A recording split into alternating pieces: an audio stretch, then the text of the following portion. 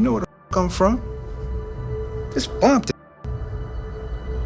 He says, I want you to be Suge on set at all times.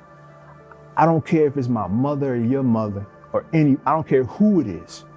You be Suge. There's somebody called police saying that Suge Knight is trying to break into the studio. It was me. A 40-year-old Richard Taylor, the actor who portrayed rap mogul Suge Knight in the movie Straight Outta Compton. He was arrested, charged, and made a court appearance for allegedly beating up a security guard. Some actors get so dedicated to their roles that they lose themselves in the process. And R. Marcus Taylor is a perfect example of this. If you've watched Straight Outta Compton, you'll remember Taylor's standout performance as the notorious Suge Knight. This ain't no record. Don't make me change you, Eric. People praised him for bringing Suge to life so convincingly, but playing Suge Knight turned out to be both a blessing and a curse for Taylor. It's almost like that infamous saying in hip-hop about the Suge Knight curse being real.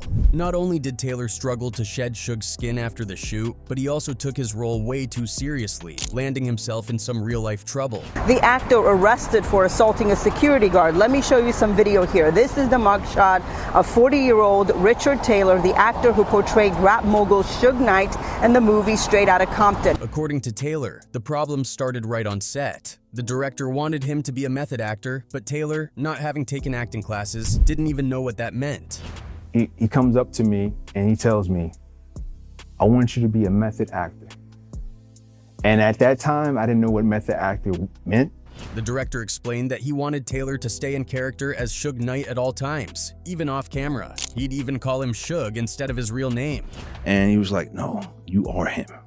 You're Suge. So we're gonna call you Suge. You're not gonna be called Marcus. The director didn't care who approached Taylor or what happened. He had to stay in character 24/7. He says, I want you to be Suge on set at all times. I don't care if it's my mother or your mother or I don't care who it is. You be Suge. Taylor went along with this, but it soon got him into hot water, especially when he met Dr. Dre in the doc again. Taylor had previously met Dr. Dre during his audition, so when Dre saw him on set, he was excited to see him again and tried to introduce him to the doc. But Taylor was already deep into his Suge Knight persona, and his response was in character. During the last audition. And then I saw him again, he was like, yo, what's up, Mark? I want you to introduce you to DOC, my brother. Like, yo, Mark, what's going on? And I'm like,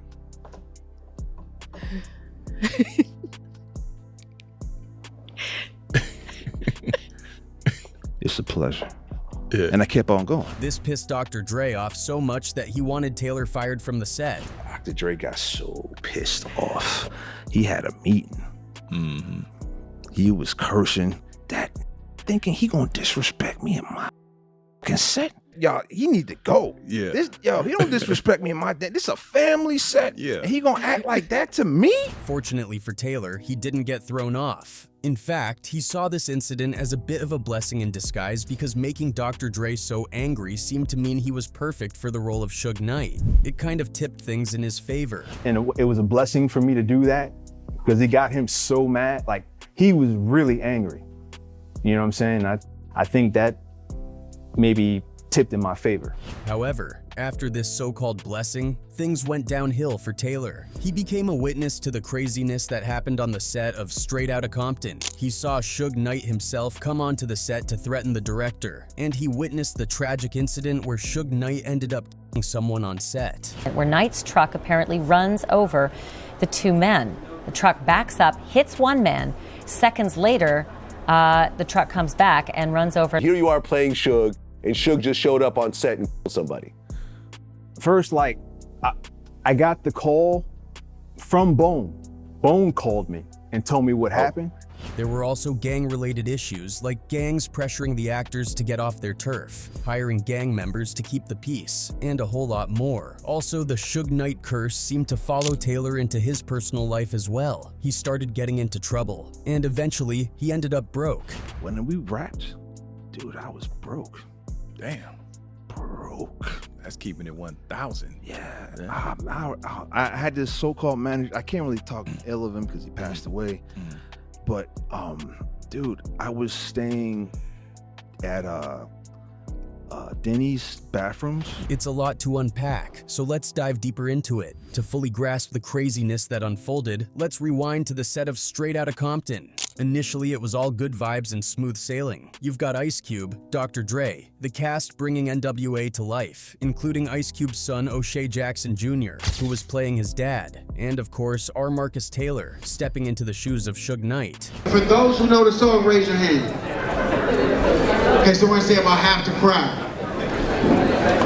The other half who needs to hear it a couple times, raise your hand. Before things really heated up, there were some minor hiccups like whispers of nepotism. Even Jimmy Kimmel even teased Ice Cube about whether his son had to audition to play him. So when I told him, I said, I want my son to play me, he almost lost it. Yeah. He was like, Cube, damn, man. I thought we was making a real movie. What you mean? I said, dude, I would not ask him, I would not put him in this position if I didn't think he could do it.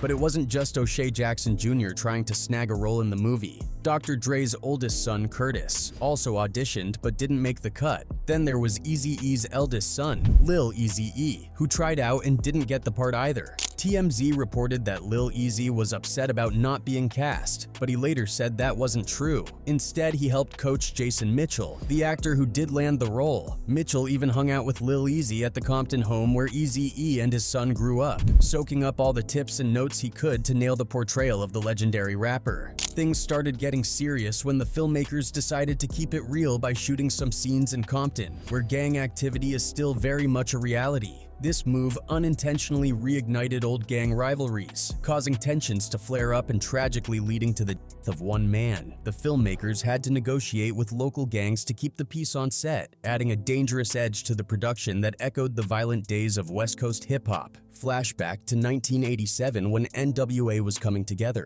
The streets of Los Angeles were getting rougher by the day. The Crips and Bloods were on the rise, and crack was flooding the neighborhoods, making everything more dangerous. NWA didn't just come from this world, they represented it. Ice Cube even called them a gang on their iconic single Straight Outta Compton. But let's set the record straight. Neither Cube, Dr. Dre, nor DJ Yella were in actual gangs. Eazy-E and MC Ren had ties to the Crips, but they weren't hardcore gangbangers. What people gotta recognize is that, we artists, you know what I'm saying?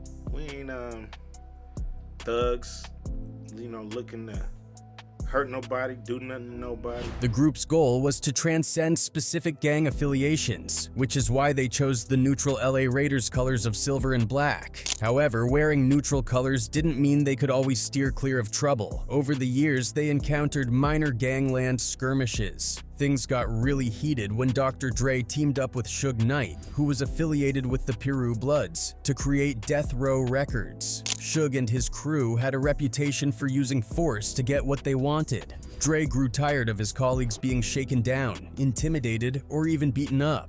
So, in the mid-90s, he decided enough was enough and left Death Row to start his own label, Aftermath. It was mostly just the way the studio was, and that's where I have to spend most of my time. This East Coast, West Coast nonsense is just getting ridiculous, It's just like another form of black-on-black crime. This was the beginning of Dre's transformation from a Compton kid to a music mogul. He produced megastars like Eminem and 50 Cent, and co-founded Beats, the headphone company that was sold to Apple for a whopping $3 billion in 2014. Dre moved far away from his old life, settling into Tom Brady and Gisele Bündchen's former mansion in Brentwood, even though Suge Knight still believed Dre owed him $300 million. Dre could at least breathe a little easier behind the gates of his mansion, with a restraining order providing some added peace of mind. But it's never easy to completely escape your past, especially when your roots run deep in a place like Compton. The city's turf is divided with military-like precision. Dre, along with Eazy-E and MC Ren, grew up in the southeastern part of Compton, which was Crip territory. The group often practiced in the garage behind Eazy's mom's house on South Muriel Avenue. Lil E, Eazy-E's son, hoped the filmmakers would shoot these scenes at the actual house, which is still owned by his grandmother. However, the filmmakers decided against it and mostly avoided the east side of Compton altogether. Gangland negotiations had a significant influence on this decision. The filming took place in areas controlled by the Bloods, primarily on the west side of town. They didn't have a pass to come in our hood, explained Arnold White, a close friend of Eazy E who grew up in the neighborhood. This complicated situation might have played a role in a drive-by shooting that happened near the set by the Compton courthouse shortly after filming began in August 2014. Gang signs were reportedly flashed, but luckily, although one bystander was injured, the cast and crew were unharmed. Filming starts 7 days into the filming. A drive-by shooting happens right in front of the cast and crew. A group of men standing outside the Compton courthouse were flashing gang signs at a passing car. And then the car turned around and just opened fire. That's Compton. Dr. Dre really tried to win over the Compton community during the production of Straight Outta Compton. He gave away headphones and football uniforms, and even announced that his royalties from his new album, Compton, would go towards funding a performing arts center in the city. But when it came to actually filming the movie, things got a bit more complicated. To navigate the tricky terrain of Compton, the filmmakers brought on CLE Bone Sloan, a Bloods affiliate who had also appeared in the movie Training Day. Bone was there to keep things authentic and to help manage the local tensions. Bone's role on set was crucial. According to a lawsuit, his duties included recruiting known gang members to serve as cast members and extras, as well as providing security for on-location shooting in gang-controlled neighborhoods. Bone had a long-standing beef with Suge Knight that spanned over a decade, and one of his specific tasks was to keep Knight away from the set. Unfortunately, this decision would turn out to be deadly. In January, after taping a promotional spot for Straight Outta Compton at a Compton barbershop called Holiday Styles, the crew broke for lunch and headed to their trailers on North Bullis Road, a Pyru-controlled area. Knight showed up in his red Ford F-150 Raptor, which sent Dre's team into a panic, according to Bone's account to the police. Knight approached Ice Cube's head of security, Cabo, calmly saying, "I come in peace. I didn't come down here to start no problems. That's why I came by myself."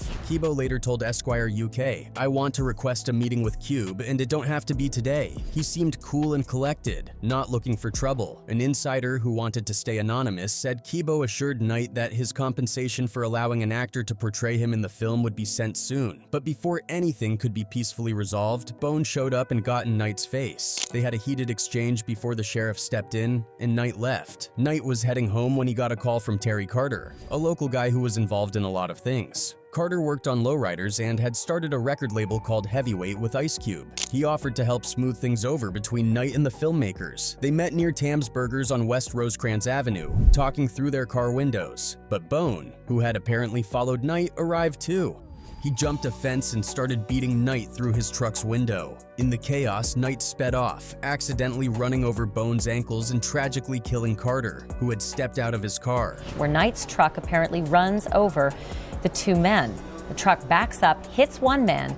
Seconds later, the truck comes back and runs over. The filmmakers would face a wrongful death lawsuit filed by Terry Carter's widow, Lillian Carter. The suit seeked unspecified damages from Universal Studios, Dre, Cube, Tam's Burgers, and others. It alleged that the defendants knew or should have known that putting Knight and Bone in proximity could lead to a violent confrontation and collateral damage. In addition, Knight allegedly issued multiple threatening warnings to the film's director, F. Gary Gray, during filming. Yeah, this is yet another charge for Suge Knight related to the movie Straight Outta Compton.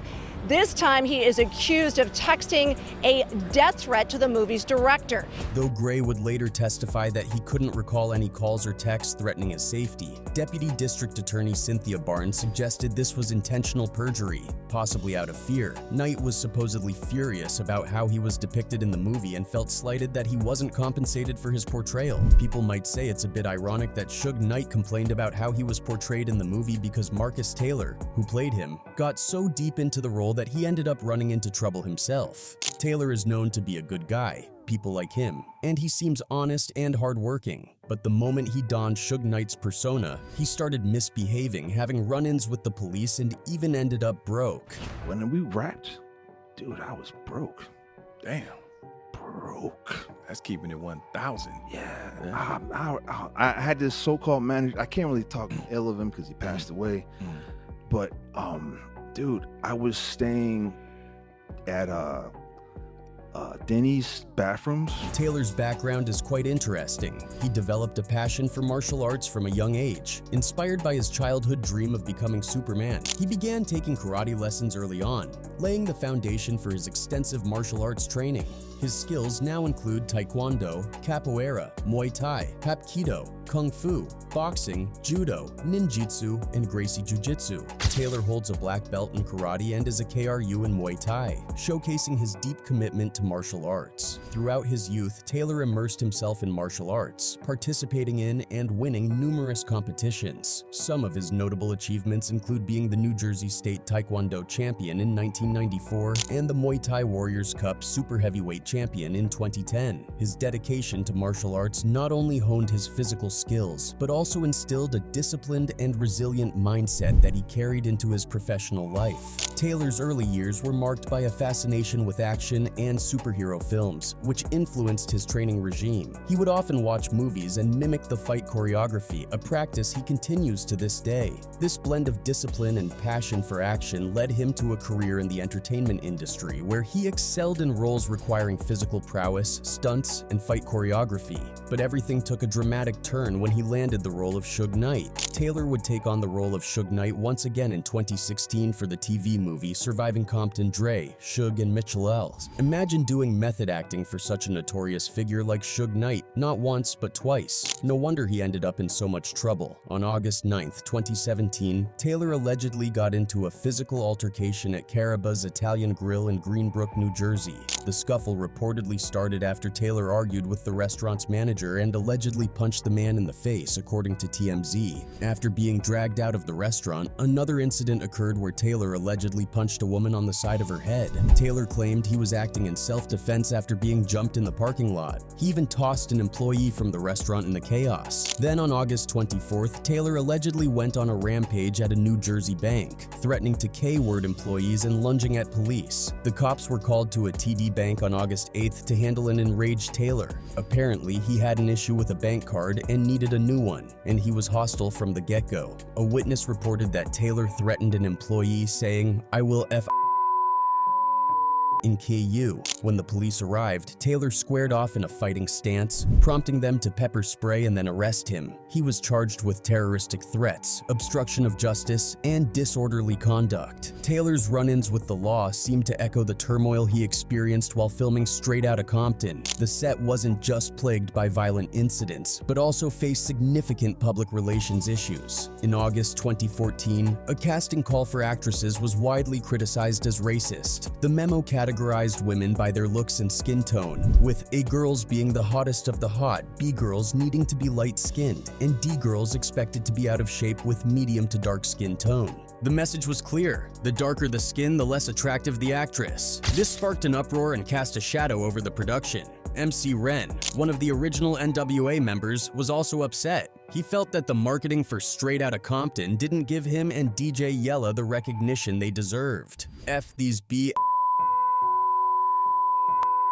E's at Universal Pictures, leaving me out the movie trailers trying to rewrite history, he tweeted. His outburst seemed to work, as subsequent posters included all 5 group members' names and faces. Filming Straight Outta Compton became a lot more intense than anyone had anticipated. The production's effort to stay true to the gritty reality of NWA's story brought its own set of challenges, making the movie a high-stakes venture. NWA member MC Ren even commented that the film is 80% accurate, which is quite an endorsement considering the difficulty of balancing historical fidelity with dramatic storytelling. Now, getting the film made was no small feat either. S. Lee Savage, who started writing the script back in 2002, described it as a miracle, given the complex relationships and tumultuous history of NWA. The stakes were incredibly high for the $29 million movie, but the filmmakers and cast were determined to honor the legacy of NWA, even if it meant navigating a minefield of controversies and real-world dangers. For those of you who don't know, NWA were only together for a brief, intense moment in time, just a year after dropping their groundbreaking debut album, Straight Outta Compton. In 1988, their star lyricist Ice Cube decided to leave the group.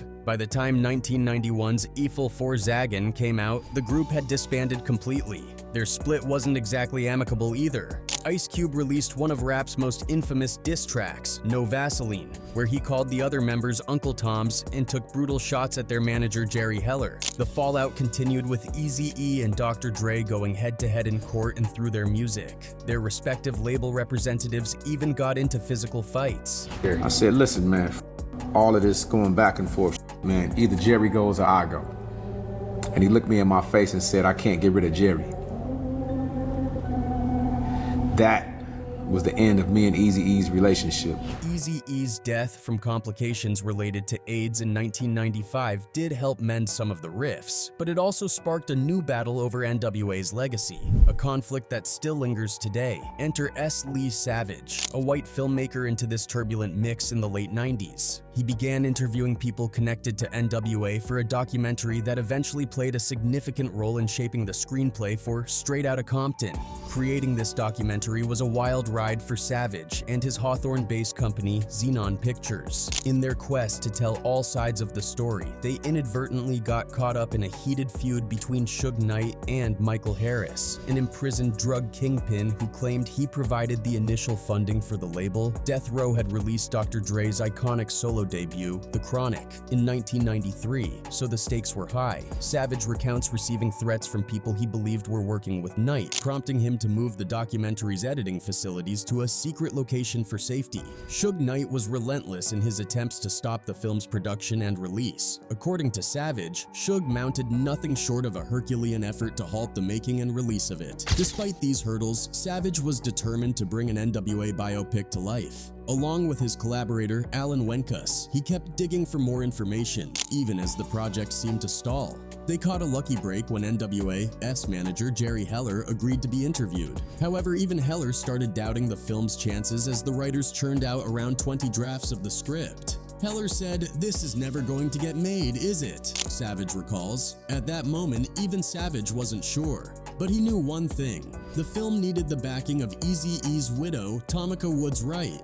Eazy-E and Tamika had married just weeks before his untimely death, leaving her in charge of Ruthless Records, a powerhouse label that had produced platinum records for artists like Bone Thugs and Harmony, The Doct, and Eazy-E himself. Most crucially, she held the rights to NWA's music, which were essential to getting any major studio interested in the film. Savage managed to get the script into Woods Wright's hands through a mutual connection. Miraculously, she was on board. He remembers her saying, "You captured Easy. For us to be in business, it must be God's will." The script's success owed a lot to some savvy screenwriting. Savage and Wenkus knew they had to highlight Eazy-E's role to get his widow's approval. Once New Line Cinema picked up the script, they insisted that Dr. Dre and Ice Cube also be involved. Cube was already a big deal in Hollywood, and Dre's influence in the music world was still massive.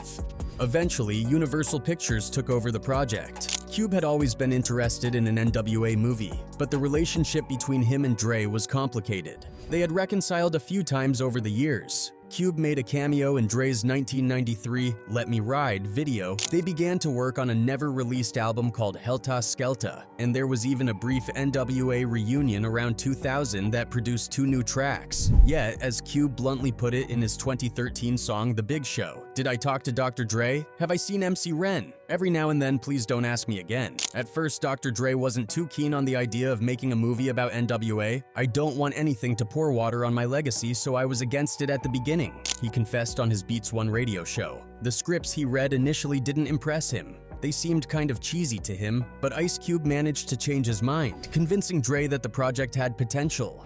About it, I was worried about it at the beginning. Why were you worried? What do you mean? As a matter of fact, I didn't even want to do the movie. Really though? Cube actually quarterbacked it. He went out and got the first draft of the script done. Dre was finally on board when F. Gary Gray signed on as the director. Now that Gary is on board as director and it's at Universal, I think it's going to be incredible, Dre had said years ago. We could turn this into something. And then when Gary Gray got on board, that was it. I was in. Despite all the chaos and drama behind the scenes, Straight Outta Compton ended up being a massive box office hit, pulling in over $201 million on a production budget of between $28 and $50 million. But this success didn't extend to everyone, especially not to Marcus Taylor. For him, the movie brought nothing but trouble and financial ruin. After all the issues he faced, it's safe to say Taylor would probably never choose to play a role like Suge Knight again.